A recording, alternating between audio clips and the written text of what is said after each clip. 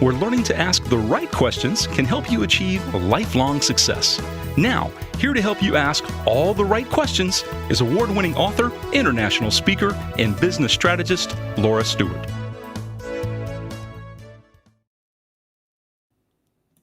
Good morning, afternoon, and evening, everyone, and welcome to the show. As always, and I say this every single week that I do the show, this is my favorite part of the week that I get to spend with you, my listeners who've now made this show in the top 3% globally of all podcasts. And I'm honored by your listening, by your support of the show, by your support of my guests and myself and the work that I'm trying to do to help people learn new questions, to shift their perspectives, and to achieve their dreams, because that's what it's all about.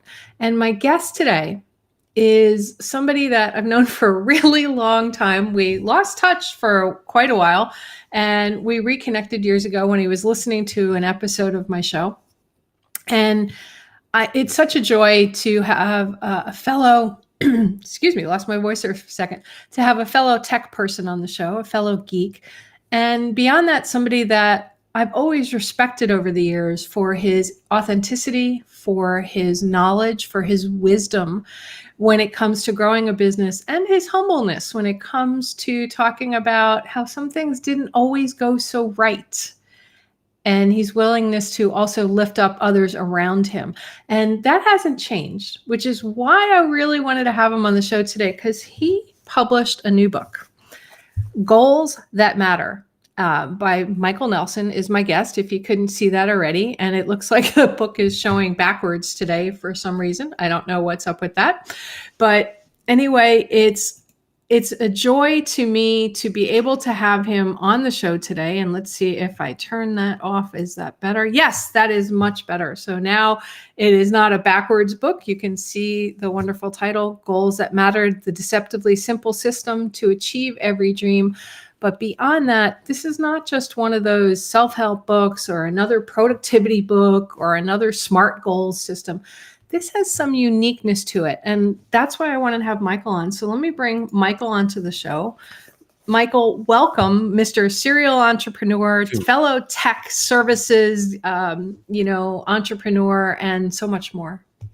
Laura, thanks a lot for having me on. Really excited to be here.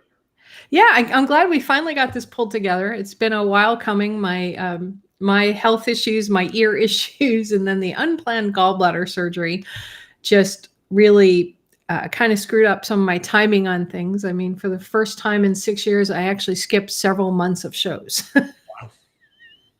It's amazing how we make even the best laid plans. Yes, yeah, it does. And people are like, Laura, you should record shows. You don't have to just do them live.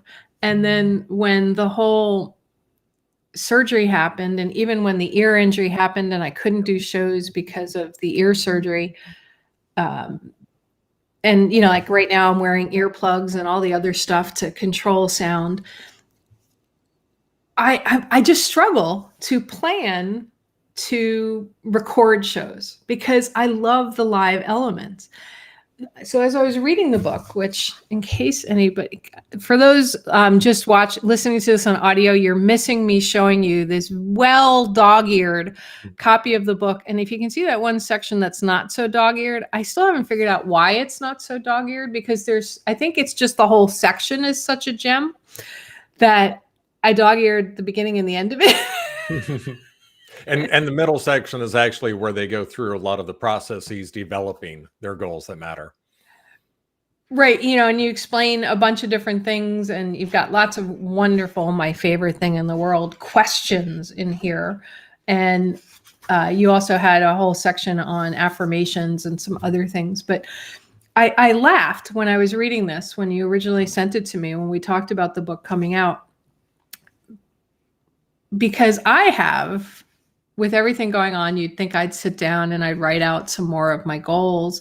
I'd plan everything all together, but I've definitely skewed where I'm not in that balance, right? As you talk about it, your wheel of life, where you look at where everything's going, how much time is being spent on different things. And I seem to be either skewed, okay, everything is health just because I can't function. And then when I have a moment where I can function and then it goes to work because I've got deadlines and other things. And there's not as much balance. Now I'm single.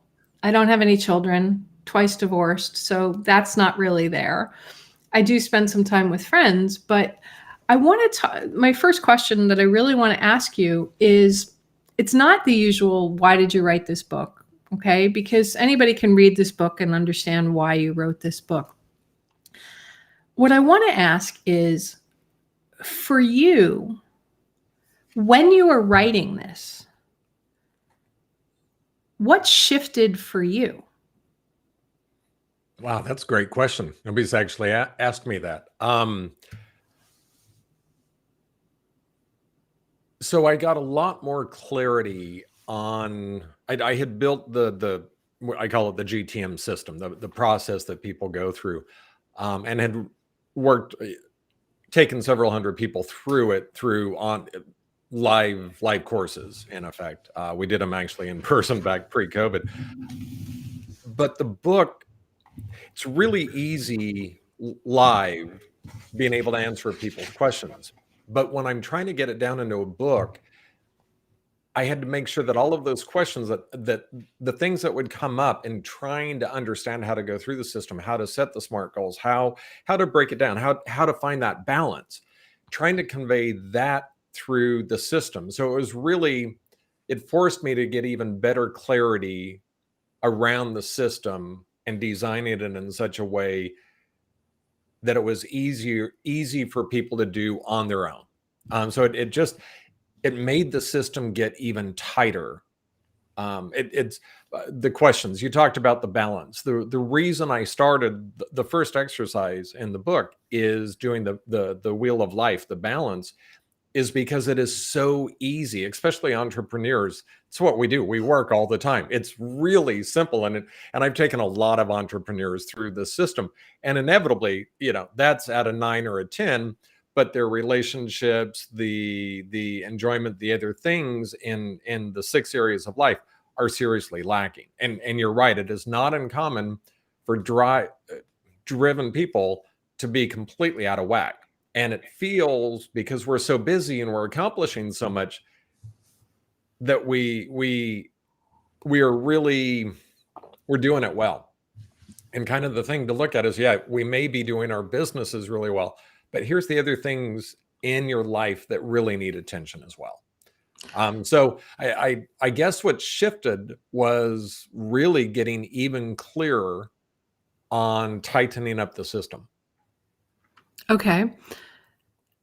I get the feeling from reading the book, and that's why I asked the question, that some other areas of your life got tightened up, writing the book. Because I know when I wrote my book, What Would a Wise Woman Do?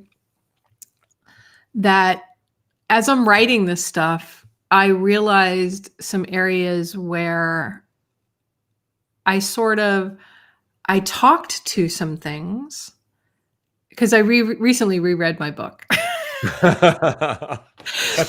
And I have not done that yet. Yeah, well, it's really worth rereading your books. Anybody out there who's written a book, go back and reread your book, especially if it's a nonfiction book. It's a really interesting exercise.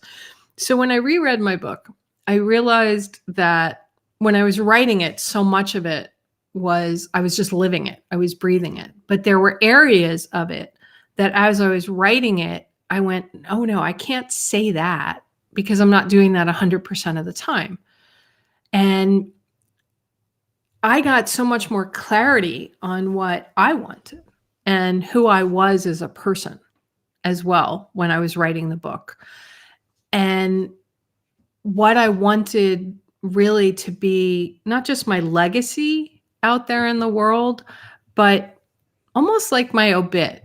I wanted people to say certain things about me. And so I got a lot of clarity writing my book. And I may be wrong, Michael, but when I read it and knowing you and seeing posts and different things you're doing, I feel like there's something that shifted for you during the time it took you to write the book that anchored this deeper into you, that it became not just a system anymore, but who you are? Well, it absolutely became a way of life. And it interesting, it was actually the year and a half, 2 years preceding actually sitting down and writing it where this came, because I talk about in the book that, I used to look at my goals. I've always been a goal setter, but I do annual goals and look at them maybe quarterly. Right. And then, I got to it monthly. In 2017, I'd read Hal Elrod's book, The Miracle Morning, and started that daily practice. That's when things really shifted in my life, was building the daily practice that, and he's got a great system for that. But I added my goal sheet into my daily review. And that's when it really became a standard part of my life. And honestly, I could not have written the book had I not taken that step, because I have my primary business, which, as you know, is a managed service provider. It's effectively outsourced IT, was doing extremely well, was growing. And it's still growing a lot. And I needed to carve out the time to be able to write the book, do all the edits. You know what it takes to write a book. Had I not had this seared into my daily habits, where I had made goal setting and goal achieving a regular practice, a daily practice and part of my life, I wouldn't have had the discipline, because again, it's so easy as an entrepreneur. Well, this has to have all of my focus, and it's easy. Any entrepreneur on this call is going to know it's super easy. We can spend 80 hours a week doing that without even blinking, because there's always more that we can do. So doing that, also keeping up on my health. I also started, part of this other was also starting the ultra marathons. And then also writing, which, by the way, mind blowing. I tried to run after a dog the other day, and in like 4 steps, I'm like, I don't like running. The funny thing is, it was a slog for me the first probably 6 months, until the day that I ran, I think it was about 6.5, 7 miles. And I got that runner's high. And I was like, oh, that's what they're talking about. And it just it changed everything. And then long distance after that became easier. Okay, good. Continue what you're saying. The ultra marathon thing blows my mind. Kudos to you. Thanks. I love it. So really, yeah, I think where the real change for me, like I said, was once that became my regular daily practice, it made it much easier it just became part of my life. It became my daily practice, and also tied with accountability. It's also where I started having a weekly accountability call with my accountability buddy. And that changes everything. And knowing that every Monday morning at 7:35 a.m., I'm having a call and saying, well, I had committed to writing 5 days last week for 30 minutes every day, non-negotiable. I have accountability around that. So I wanted to show up being accountable. It's interesting that you say accountability, because I find that that's missing in so many gurus' goal setting stuff, right? They're like, set your goal, read your goal every day, and it'll happen. But what I've seen, even with the power of questions that I talk about so often, is if you're not speaking your goals or speaking your questions to the right people, then it's very easy to get sidetracked. And that's where really great accountability partners can make all the difference to the success of your goals, because they can look at your goals and go, okay, where'd that come from? Right. Making sure it's your own goal instead of some other goal that you feel like you must meet for some reason. And when you talked about your goals and your worksheets that you talk about in this book, that people can get all the resources off of your website as well. They can download all the sheets and worksheets as well. I want to talk about that idea about accountability and the types of goals as well, if you don't mind talking about that, because you mentioned ultra marathons. You talked about some of the business goals. We mentioned this wheel of life Mm-hmm. that you talk about in the beginning of the book, the first part of the exercise, which is the wheel of life. And my favorite thing, 50 questions. Why is it, especially with entrepreneurs, that it's very easy to put the business goal or the financial goal, but taking time for themselves and their life and family and other goals feels like you're cheating, like there's guilt, okay, around having a goal as an entrepreneur about anything other than the business? Well said. And that's why, again, I start with that wheel of life. It's funny. Almost every single live coaching, live GTM session that I did with entrepreneurs, we start with the what matters sheet, and they just identify everything in their life that matters. Not that it's a goal. All I want them to do in the beginning is just what matters to you in your life. Inevitably, every single one of them said they wanted to have a deeper, meaningful relationship with their spouse or partner, and they wanted to spend more time with their kids. Almost without fail, all of them. And it became this great discussion as, okay, how are you going to do that? Well, I don't have the time because I do this and I do this and I do that. So where one of my best lines in the book, I think, came from, show me your calendar, I'll show you what matters. And when you put it you put it that way, so you say that you want this, doesn't matter. And once they commit to, yes, I want this, then it's a simple matter of, okay, let's break it down and let's get it on the calendar. Inevitably, almost every single one of them left with a date night once a week with their partner or their spouse. Okay. And a lot of them added, I'm going to have a day a month that I spend with each child. So a lot of them they started doing 1-day dates. So they'd spend an afternoon, they'd go golfing, and they do it with what the kids enjoyed doing. To your question of why is it easier? It's the path of least resistance, because especially as entrepreneurs, we're the providers. We're providing not just for our family, but we're providing for a lot of other families out there as well. So it's not just the employees, but it's their spouses, it's their kids that are also relying on us as business people to run a good business, keep them employed, keep them earning. So there's a lot of pressure on that.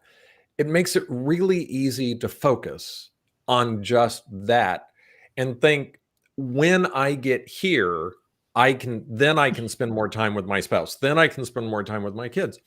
But as a lot of older entrepreneurs know, once they've sold their businesses, their kids are already gone and their relationship with their spouse is no longer healthy. So the goal is to get in front of that and kind of wrapping around to the accountability. That's where really that accountability helps. Once you've identified the what matters, then it's getting it into a regular practice, just setting some goals around that, but then being accountable to that. You said it was important to do a date night with your spouse every week.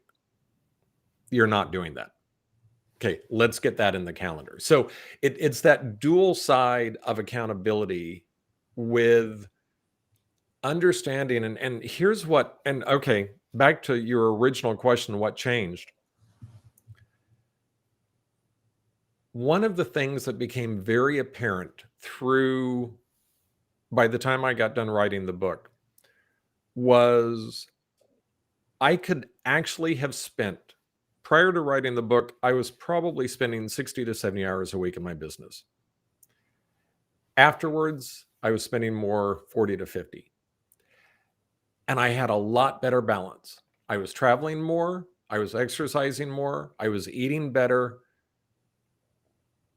because all areas of my life were more in balance.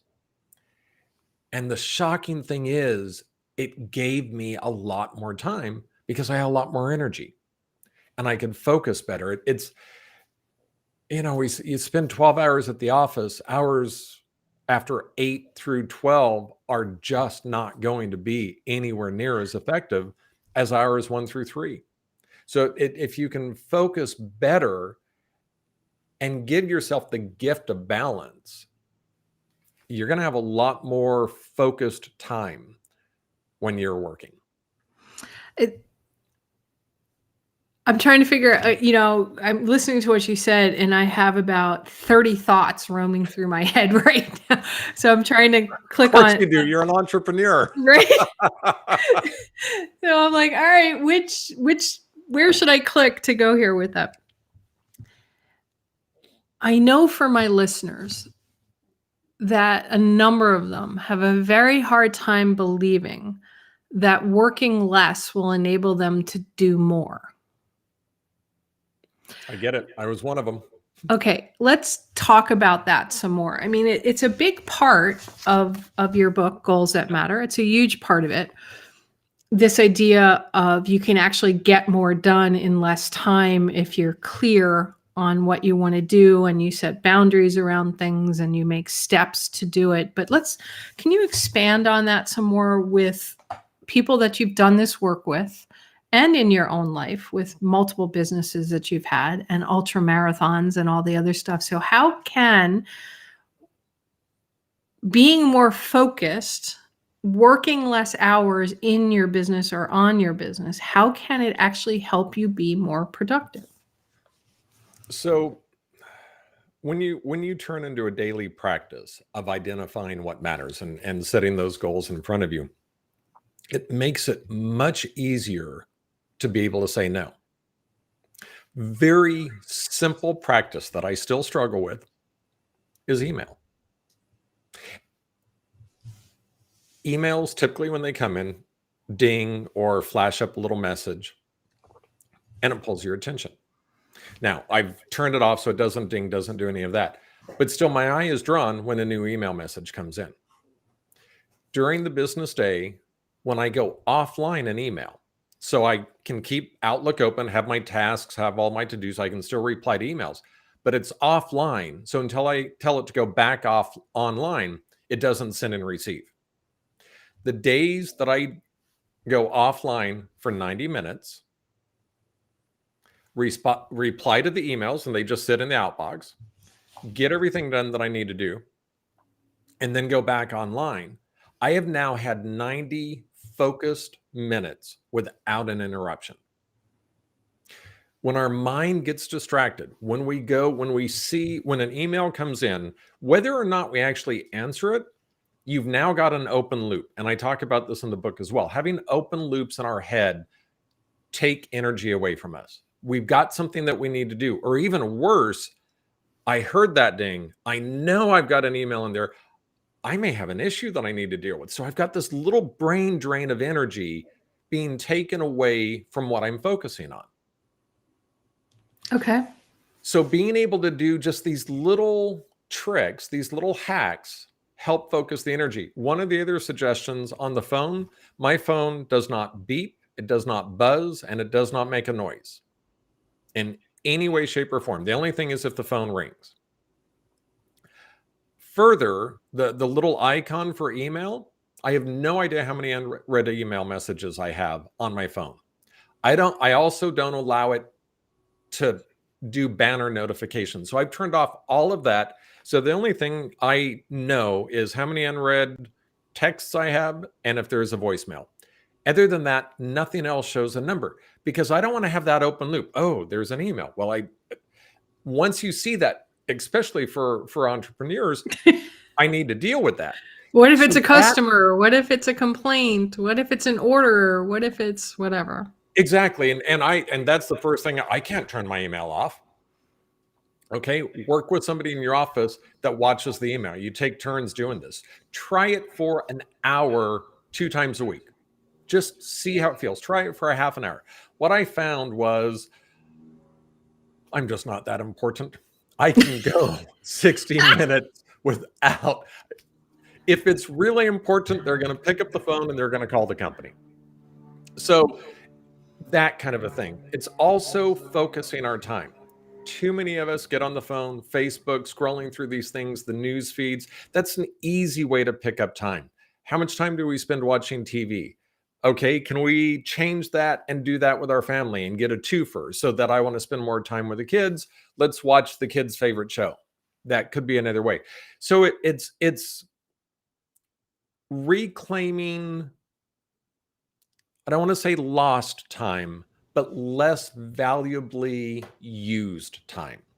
Once you identify what matters, put it in the calendar. So the running, that's in my calendar. I just know when I'm going to run so that I don't even have to think about it. It's not taking any energy that I have to motivate myself to go run. It's on my calendar, so I'm going to do it. These little energy hacks are ways to reclaim some time. And by looking at the goals every day, it makes it really simple, like I said, to know what matters and say no to the rest. And then I want to circle back to accountability. One of my favorite lines from AA is stay out of your head. There's no adult supervision in there. And it's absolutely true. The things that we can justify to ourselves is utterly amazing, especially our body wants to be comfortable. It wants rest. It wants to be comfortable. Often it's the path of least resistance. It's really easy after a long, hard day. You got bit by a client, you got this, you wanted to get all of this done, and all of these things happened. You had a run plan, but you didn't get it done in time. Now it's dark, you're driving home, you're tired, you're hungry, and you stop by and get some fast food, and it doesn't meet your goals. Well, if you had the day I had, I'm tired, I don't want to go home and cook, and we justify to ourselves why it's okay to do this. And our brains are phenomenal at giving us the reasons why and accepting that it makes sense. But if you know you have an accountability call, I didn't run because it was raining. And I've used that excuse, and the reply is always, what? You would have melted? Okay, it's raining. Too bad. It's going to rain. You run. So getting it in the calendar, little hacks, and I've got lots of little life hacks in the book that help find more time, which allows you to have more focus. So yeah, it seems counterintuitive that I could work 45 hours a week instead of 70. Done correctly, you can. One of the things that I used to do for myself when I had Guardian Angel Computer Services and other things, and that I work with my clients on, is for 3 days, keep a pad next to you. And, I even had a Word document that somebody could print out, or a spreadsheet that was in 15-minute increments during the day, and write down what you do. Even if it's, I ate, I drank water, whatever you do in 15-minute increments. And then after the end of 3 days, or a week, depending on the person, you look at that and you can see how much time goes to things you don't even think about. Absolutely. Maybe a 2-hour chat with a friend, or I binged watched something on Netflix, or yesterday I had to bring my car up to the car dealership with a problem. And then it started the nightmare of the ear triggering and the disequilibrium, which literally shut me down for 6 hours. Yeah. I mean, I could not do anything other than lay on my couch in total silence to get my body to calm down, taking ridiculous amounts of ibuprofen to get my body to calm.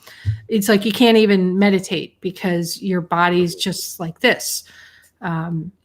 I've learned during those times, I call a friend whose voice will not trigger me, and they'll be like, take 3 breaths, because you can't even think of those 3 breaths.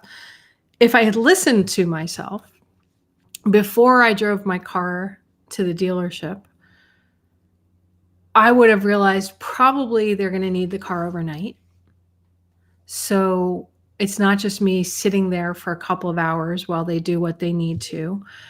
And I would have had them come pick the car up, had the service, explain to the person picking it up what was going on, had the service advisor call me. That's 2 hours of my day reclaimed. Plus 6, because I wouldn't have had to deal with that. Plus I inconvenienced a dear friend, Cindy, who, when we realized I couldn't get home with a loaner car, that she drove up and came and got me. So just thinking through your day is what I hear in all of that, but refining it to what matters. Yep.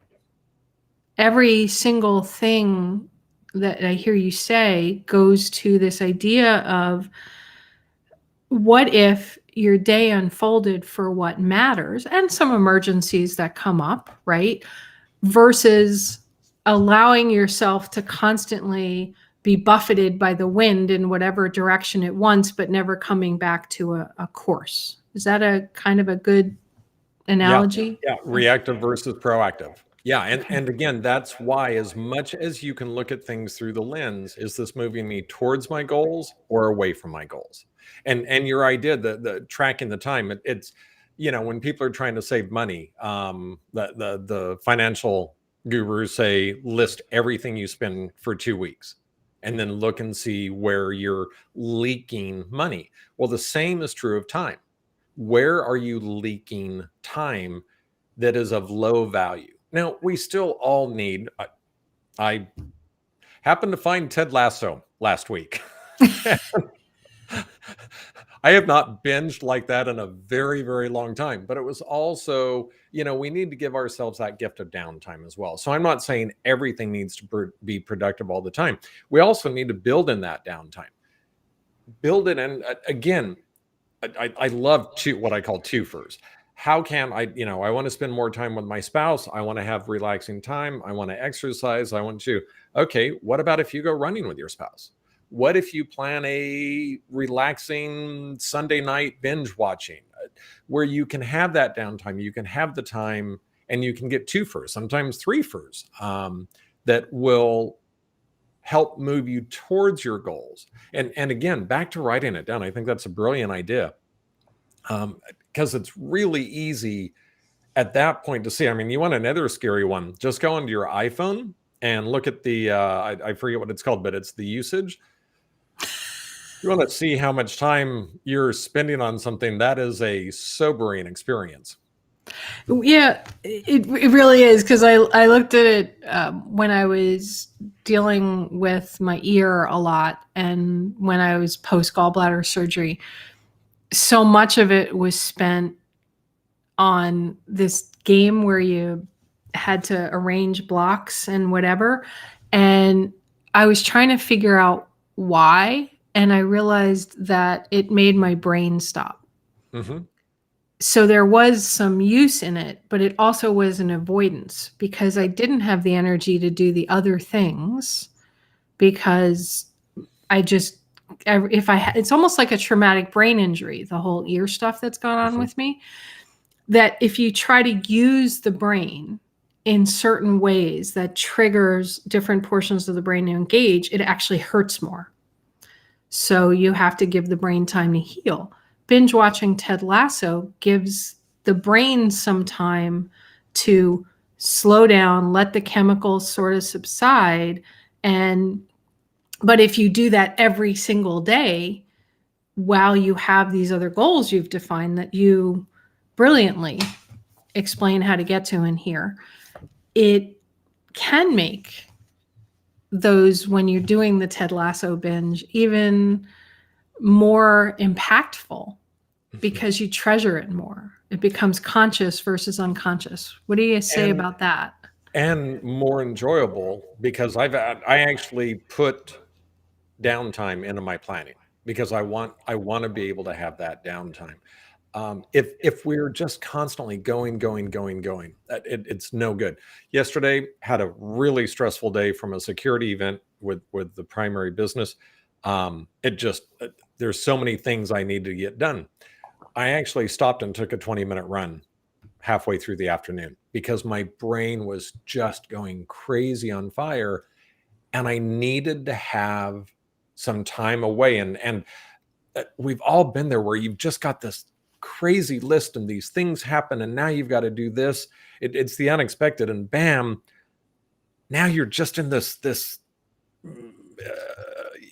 like the rat on the wheel that you're just spinning. The gerbil wheel. Yeah, the gerbil wheel, but you're not making any progress.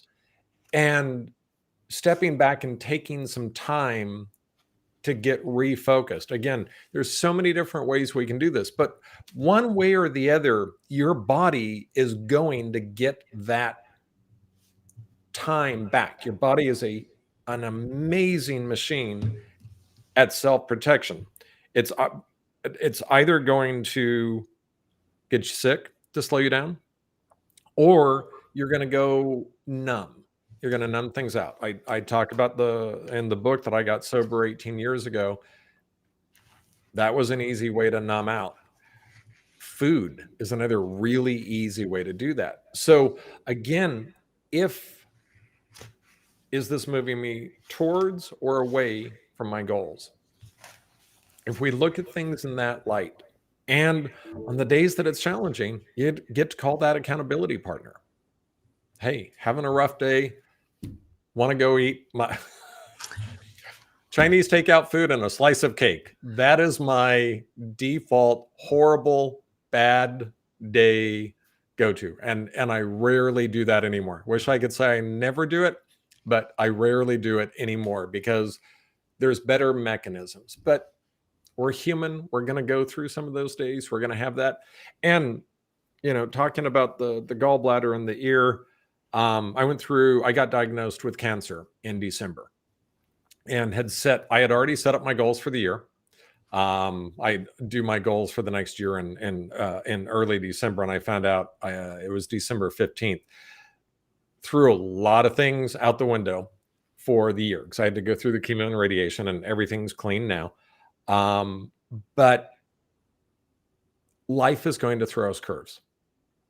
How we respond to those. And again, I had to look at what matters, look at my goals. I had to refine some of them. Obviously, there was, running was going to be out of the equation for quite a few months.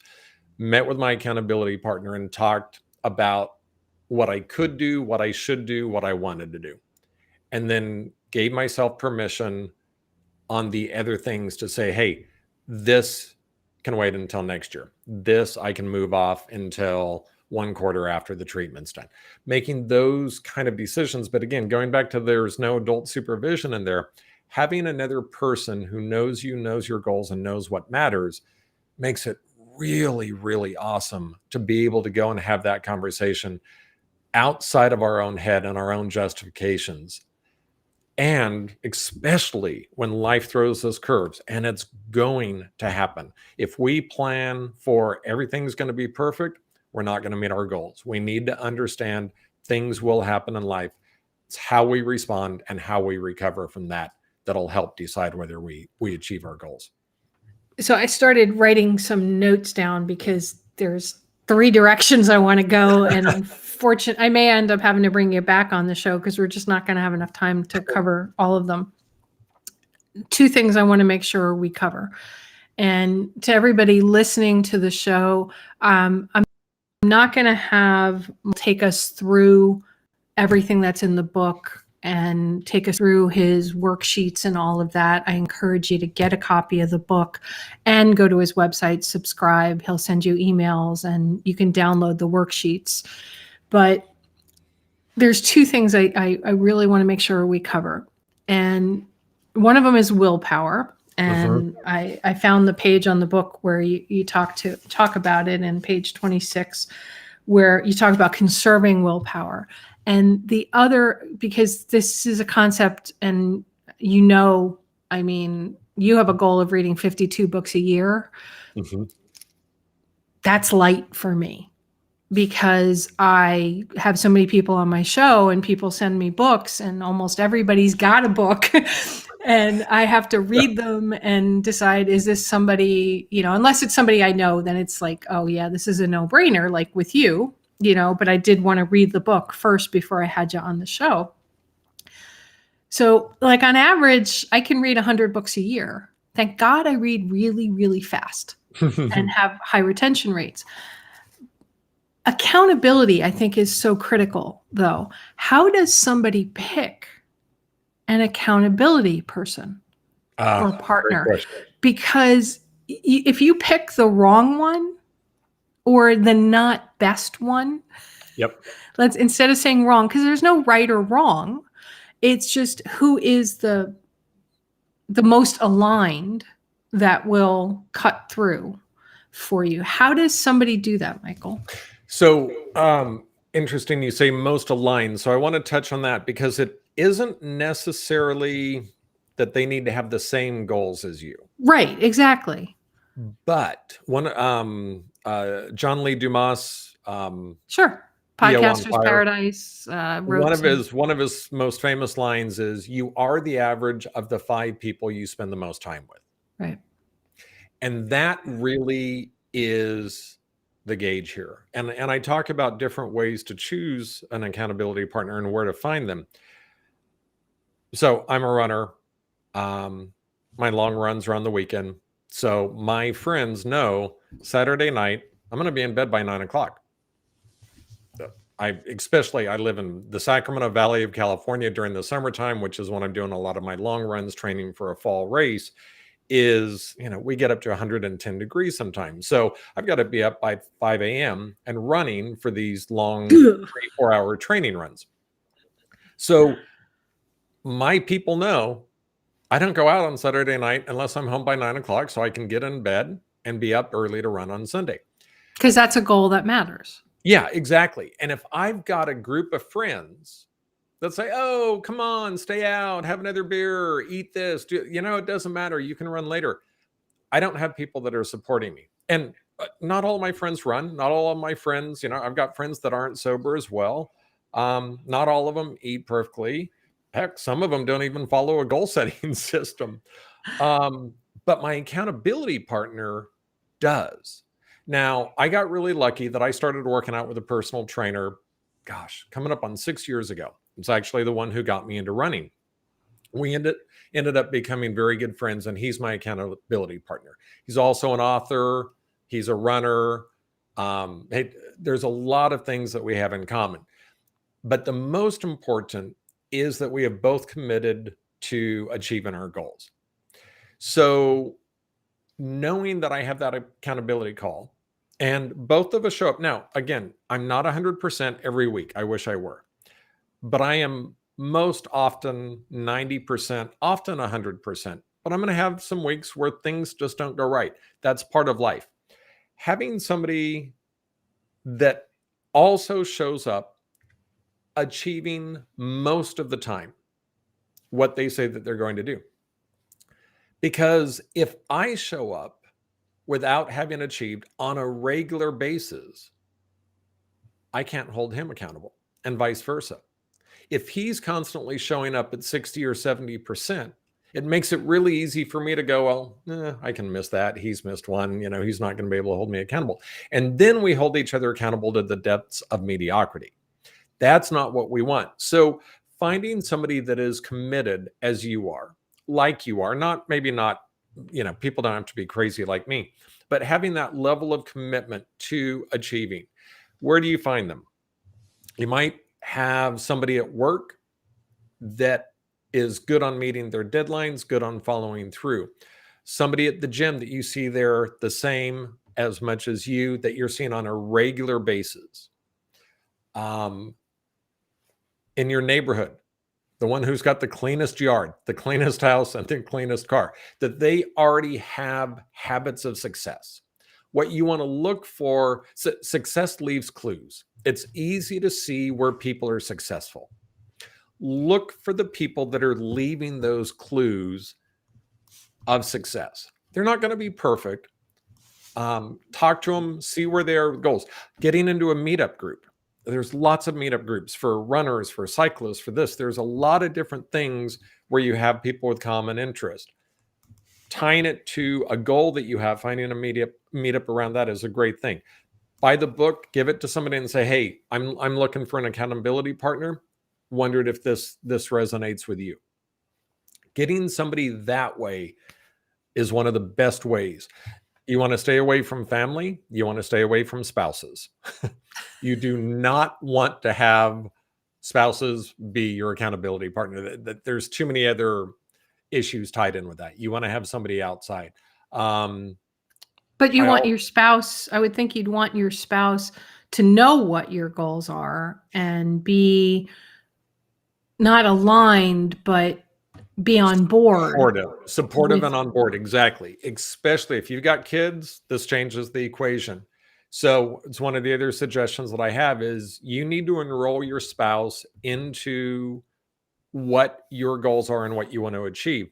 You've also got to give them time. So if you need to go for a run for 45 minutes and you need the spouse to watch the kids, return that favor.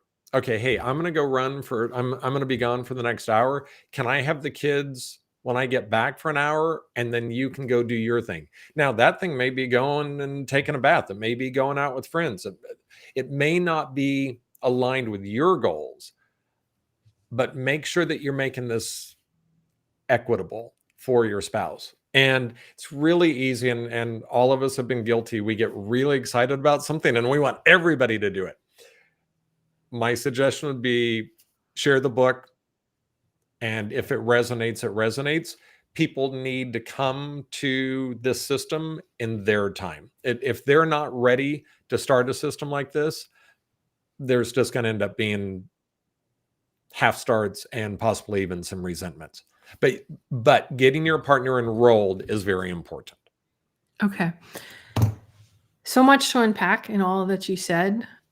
I want to make sure we cover the willpower thing, and that leads from this conversation around accountability, especially in the early stages of it. When you've arranged with an accountability partner that fits most, if not all, of what you just described so powerfully.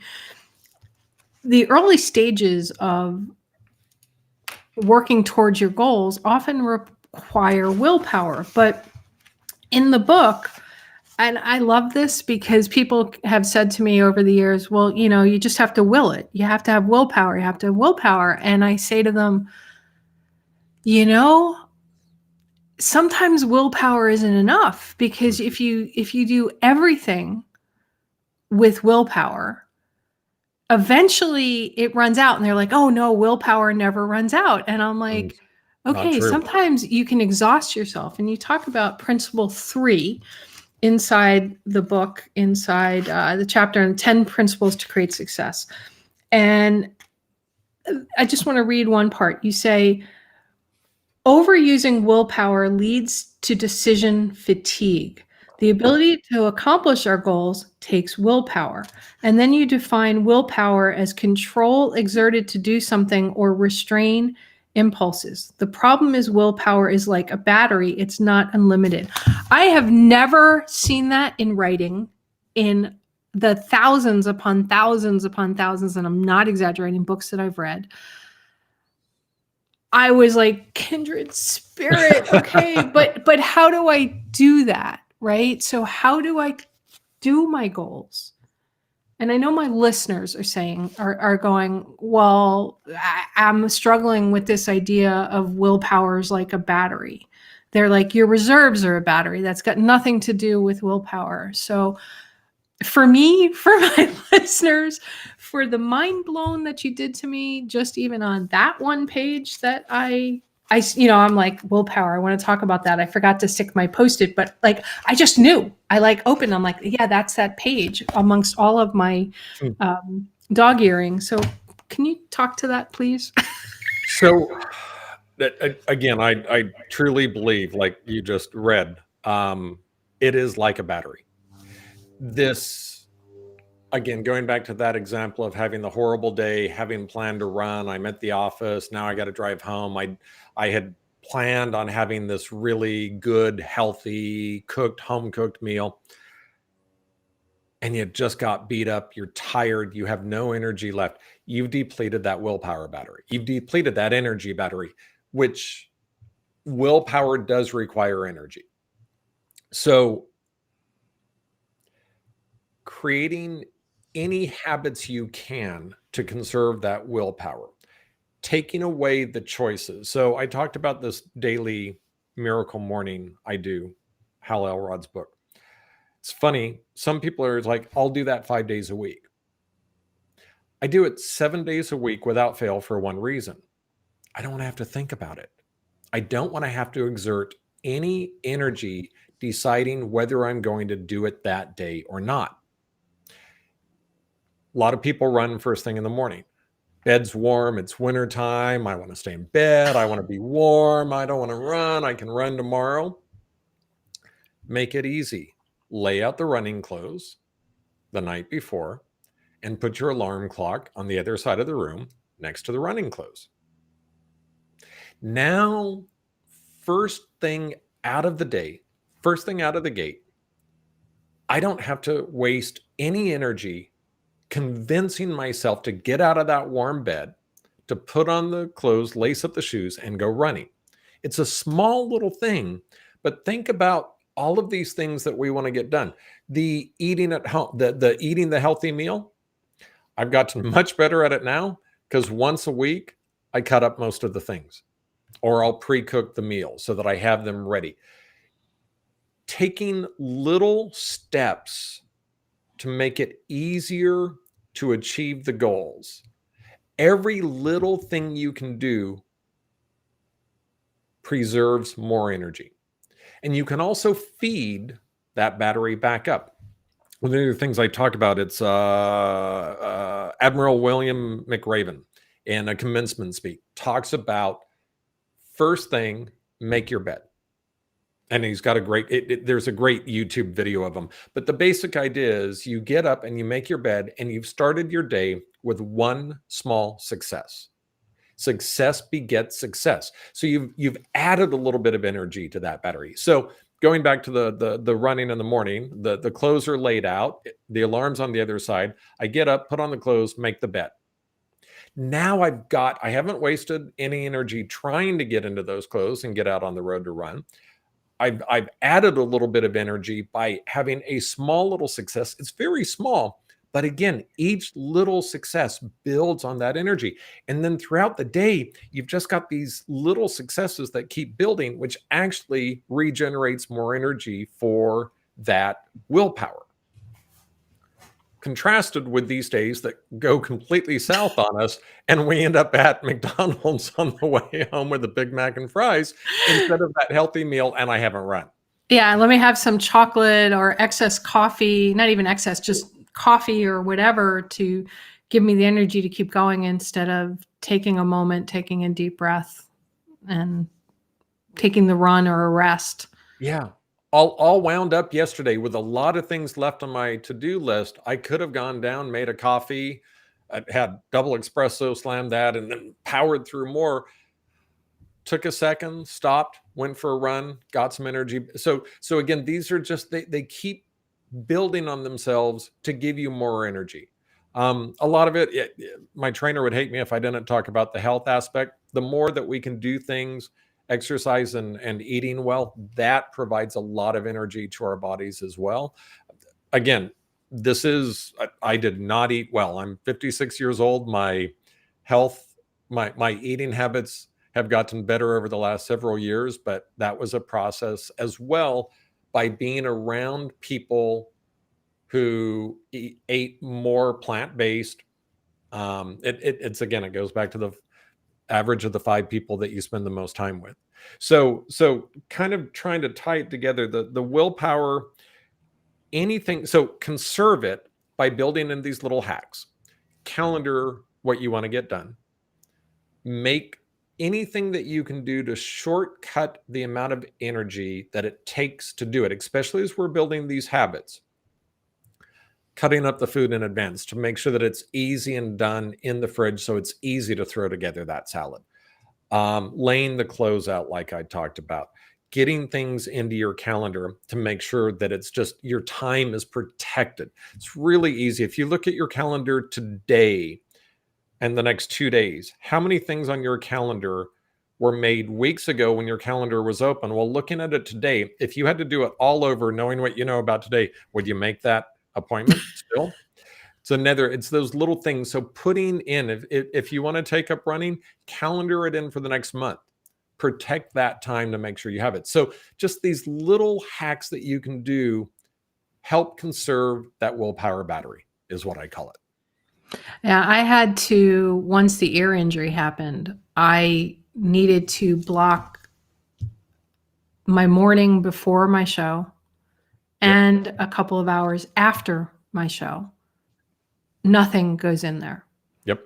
I may have a doctor's appointment that you're just sort of stuck because if you don't have it that day or time, but I actually have it blocked out on my calendar because I need the recovery time for my ear. Mm-hmm. If I do things before my show, that uses up ear and brain and willpower reserves to enable me to do the show. So I've learned that that's what I need to do. And I mentor a lot of people with several women's groups that I'm involved with. You're Michael the same way, right? You want to help everybody. I know mentoring is a big thing that you want to get more involved with. And if it wasn't with women's groups that we're only allowing women to mentor women, I'd be like, let's give Michael a chance to work with some female entrepreneurs. But they only allow women to mentor women. But I had to say only a couple of these are allowed a week. And there's definitely no more than one at a time. And they can't just book it last minute. It has to be a couple of weeks out unless there's an emergency they need something with, because it burns so much of my reserves that I can't do other things, my own goals, and it becomes all consuming. So with that, go ahead. Show me your calendar and I'll show you what matters. And that's really, really true. Protect that time, get it scheduled out. I schedule months in advance for protecting that time. That's great. Show me your calendar and I will show you what matters. What matters. Yeah. Okay. We're running out of time. Probably going to have you back on. Would love to be back. Okay, cool.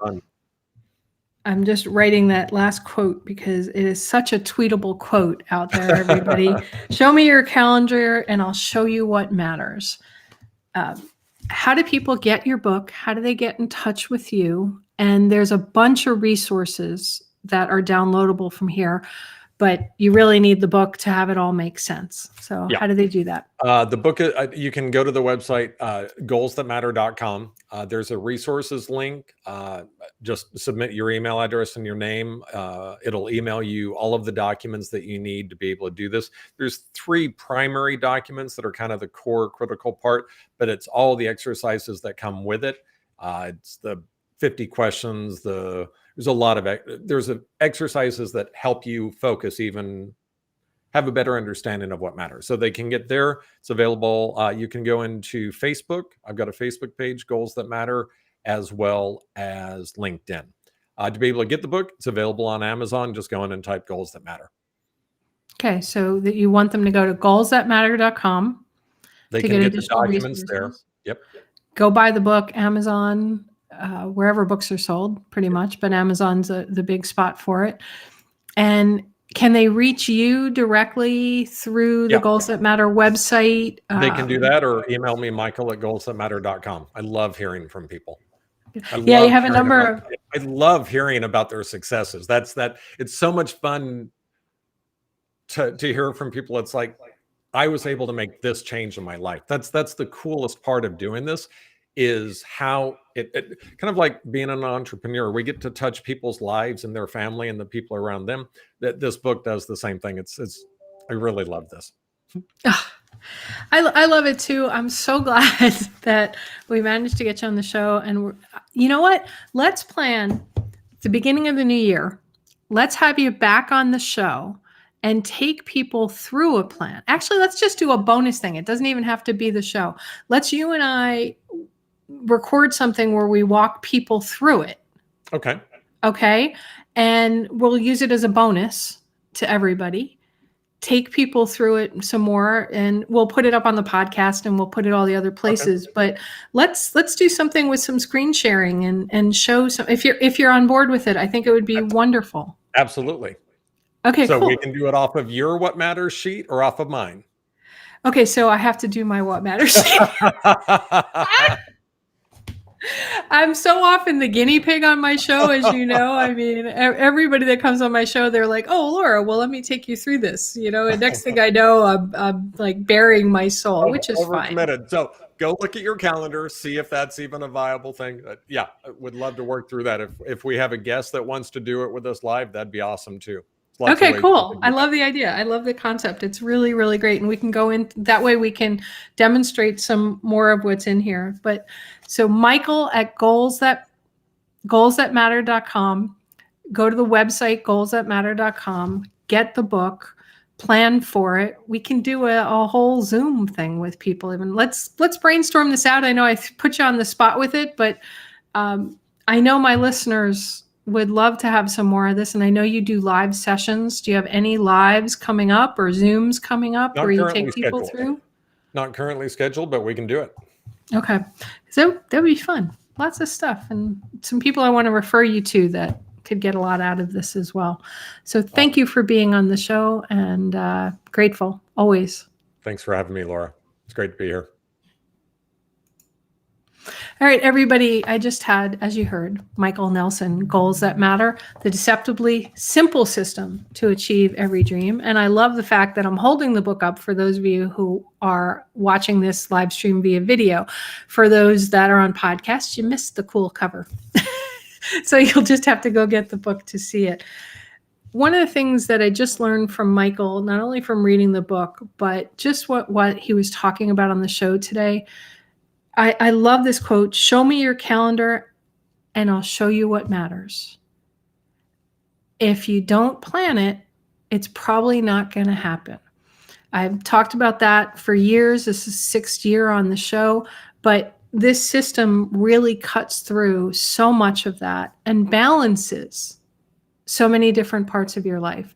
I'd love to know what you think of today's show, as always, so you can always reach me, Laura at laurastewart.com, or on any of the social media platforms at the Laura Stewart.